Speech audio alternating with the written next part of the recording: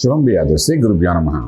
మకర రాశి వారికి ఫిబ్రవరి 1వ తారీఖు నుండి 15వ తారీఖు ఏ విధంగా ఉందని, మకర రాశిలో ఈ చతుర్గ్రహ కూటం కూర్చుంది. ఈ 4 గ్రహాలు ఒక ఆట ఆడేసుకుంటాయి. మానసికంగా శారీరకంగా ఒత్తిడి తీసుకొస్తాయి. చదువుకున్న విద్యార్థులు కానీ ఏమి ఇబ్బంది పెట్టదు, కానీ ఉద్యోగం వ్యాపారం చేసే వాళ్ళందరికీ ఒక కన్ఫ్యూజన్ పెట్టేసి మానసిక ఒత్తిడి తీసుకురావడము, అది చేసింది కరెక్టో కాదో క్లారిటీ ఇవ్వకుండా ఒత్తిడితో ఈ 15 రోజులు ఇబ్బంది పెట్టే అవకాశాలు బాగా కనబడుతున్నాయి.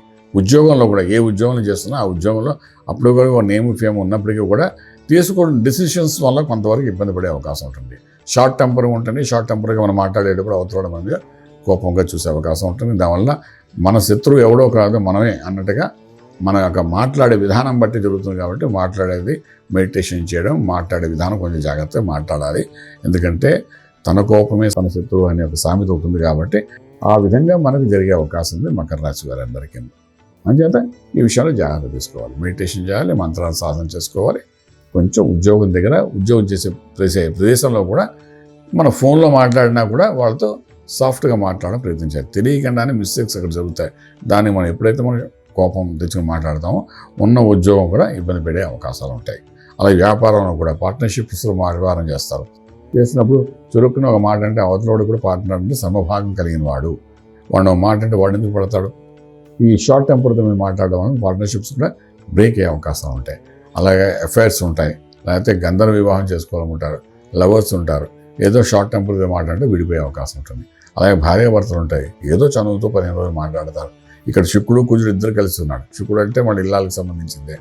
ఒక గొడవ అవుతుంది. గొడవ దాన్ని లాగడం ప్రయత్నం చేస్తే విడిపోయే వరకు కూడా వెళ్ళే అవకాశం ఉంది. ఇది ఓన్లీ టెంపరీ ఇష్యూ, కానీ దాని అంత పెద్ద వరకు వెళ్ళిపోతారు. అలా చేస్తుంది కూడా. అంటే మకర రాశి వారు చాలా చాలా జాగ్రత్తగా ఉండాలి.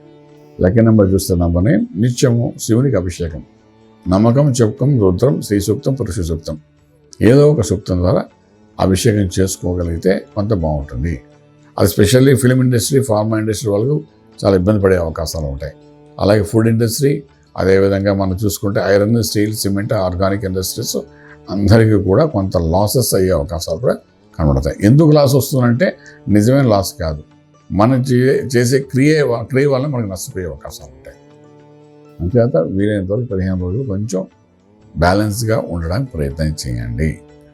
ఆరోగ్య విషయానికి వచ్చిన 6 ఇంట్లో ఎలాగో గురుడు ఉన్నాడే కాబట్టి ఆ గురుడు కొంతవరకు హెల్త్ ఇష్యూస్లో కొలెస్ట్రాల్ కానీ థైరాయిడ్ కానీ పెంచడానికి అవకాశం ఉంటుంది. కాబట్టి ఆయిల్ వస్తువులు తినద్దని చెప్తారు డాక్టర్ గారు.